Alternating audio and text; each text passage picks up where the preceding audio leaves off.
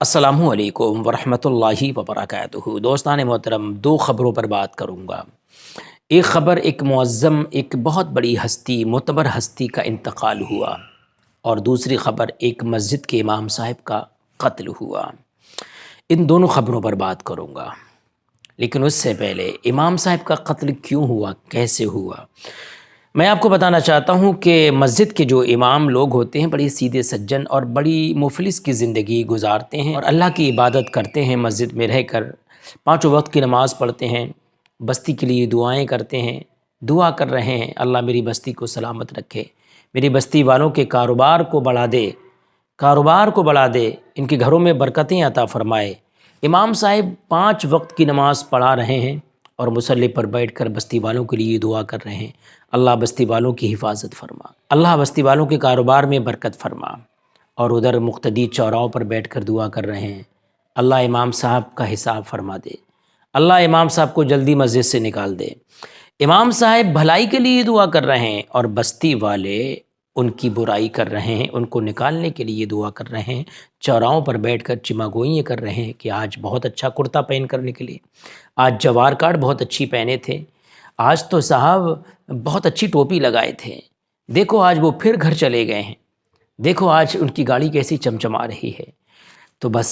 یہی باتیں ہیں، بستی میں چوراہوں پر بیٹھ کر کوئی اچھی نیت سے، اچھی نظر سے نہیں دیکھتا ہے حضرت امام کو۔ امام صاحب پوری بستی کو ایک ہی ڈنڈے سے، یعنی کہ ایک ہی طرح سمجھتے ہیں، سب کو اپنا سمجھتے ہیں، سب کو دل سے لگاتے ہیں، سب کے لیے مصلی پر بیٹھ کر دعائیں کرتے ہیں، لیکن اس کا پھل، اس کا نتیجہ یہ ہے کہ امام صاحب کو بے رحمی سے مارا جا رہا ہے،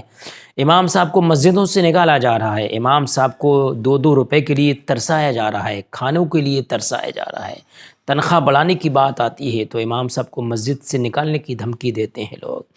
مسجد کے امام صاحب کو مسجد کے اندر گھس کر صبح ٹھیک فجر کے وقت میں 5:11 پر، یہ آج کی خبر ہے، 6 نومبر 2023 کی خبر ہے، 5:11 پر کسی ظالم نے بے رحمی سے ان کا قتل کر دیا۔ آپ دیکھیں اسکرین پر، حضرت علامہ و مولانا تہذیب الاسلام جو پوکھریا بانسی بہار کے رہنے والے تھے،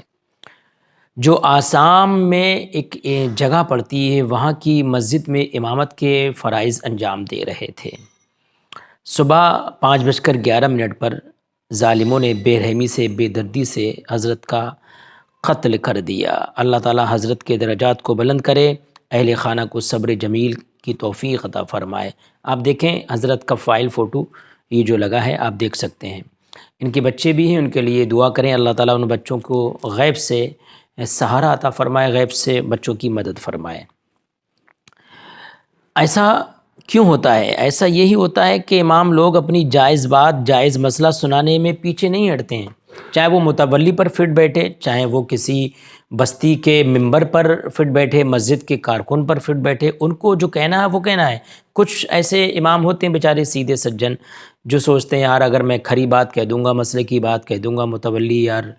مجھے نکال دیں گے، تو وہ بیچارے تھوڑا سا ڈرتے ہیں۔ لیکن ان کے ساتھ یہی ہوا کہ ترقی کی فصل ہم بھی کاٹ لیتے، تھوڑے سے تلوے اگر چاٹ لیتے، بس میرے لہجے میں جی حضوری نہ تھا، اس کے علاوہ میرا کوئی قصور نہ تھا، اگر پل بھر کو بھی میں بے ضمیر ہو جاتا، یقین مانے میں کب کا امیر ہو جاتا۔ تو جو جائز بات ہے وہ امام لوگوں کو کہنا ہے،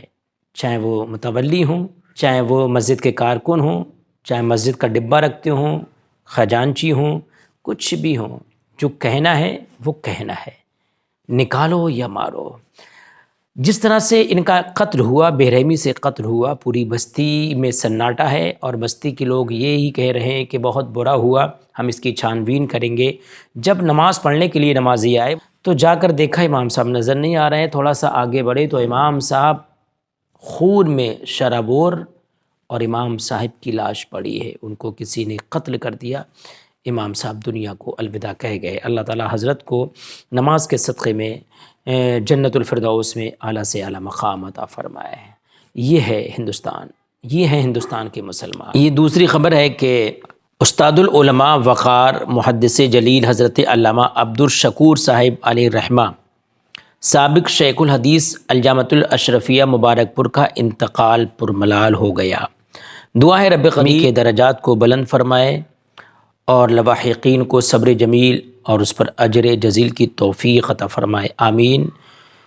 بجاہ سید المرسلین صلی اللہ علیہ وسلم۔